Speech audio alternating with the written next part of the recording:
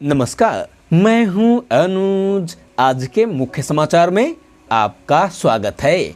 Semiconductor mission में लानी होगी तेजी। भारत ने सेमीकंडक्टर हब बनने के लिए 2021 में सेमीकंडक्टर मिशन का ऐलान किया था। तब से लेकर अब तक 2 सेमीकंडक्टर मैन्युफैक्चरिंग संयंत्रों के निर्माण को मंजूरी दी गई है। हालांकि भारत वैश्विक स्तर पर सेमीकंडक्टर हब बनने की दौड़ में पिछड़ता दिख रहा है। बीते 2 से ढाई वर्षों में पड़ोसी देश चीन ने 44 सेमीकंडक्टर कंपनियों से संयंत्र लगाने का समझौता किया है। वहीं सेमीकंडक्टर उद्योग के वैश्विक हब कहे जाने वाले ताइवान ने 11 कंपनियों से और अमेरिका ने 18 कंपनियों के साथ समझौता किया है। यदि भारत को आने वाले समय में सेमीकंडक्टर हब बनना है तो उसे कंपनियों के साथ समझौते करने और संयंत्र लगाने संबंधी मंजूरियों में तेजी लानी होगी।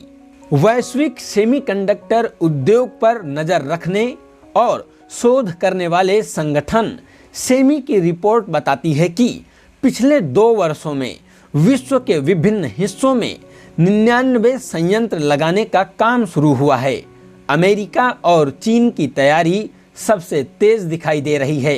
दोनों देश सेमीकंडक्टर उद्योग को भारी भरकम वित्तीय सब्सिडी दे रहे हैं। दक्षिणी पूर्वी एशियाई देश दूसरे विकासशील देशों के मुकाबले ज़्यादा तेजी दिखा रहे हैं। जापान में 10, दक्षिण कोरिया में 4 व दूसरे दक्षिणी पूर्वी एशियाई देशों में कुल 7 नए संयंत्र लग रहे हैं। मध्य पूर्व और यूरोपीय देशों में कुल 11 संयंत्र लगाने की तैयारी है।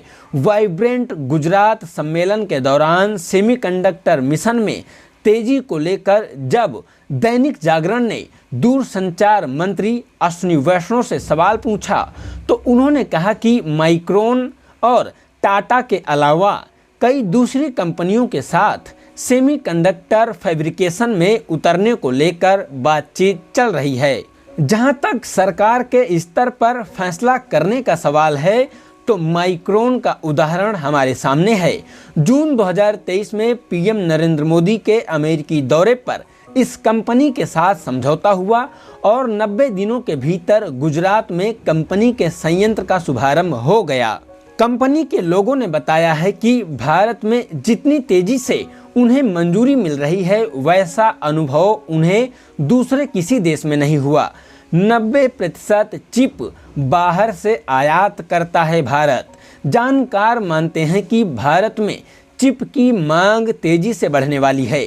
खास तौर पर ऑटोमोबाइल, इलेक्ट्रॉनिक्स व दूसरे उपभोक्ता उद्योग की तरफ से इसकी मांग अगले 2 वर्षों के दौरान ही काफ़ी ज़्यादा होगी।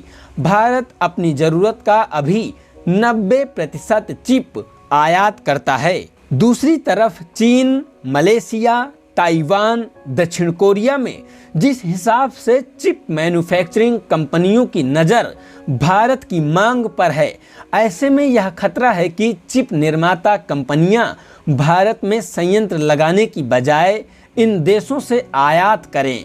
मोटे तौर पर एक चिप बनाने के लिए 250 तरह के कच्चे माल या उपकरणों की ज़रूरत होती है। इसमें से कई ऐसे तत्व हैं जिसे बनाने की विशेषज्ञता सिर्फ एक कंपनी और आपूर्ति सिर्फ एक देश के पास है।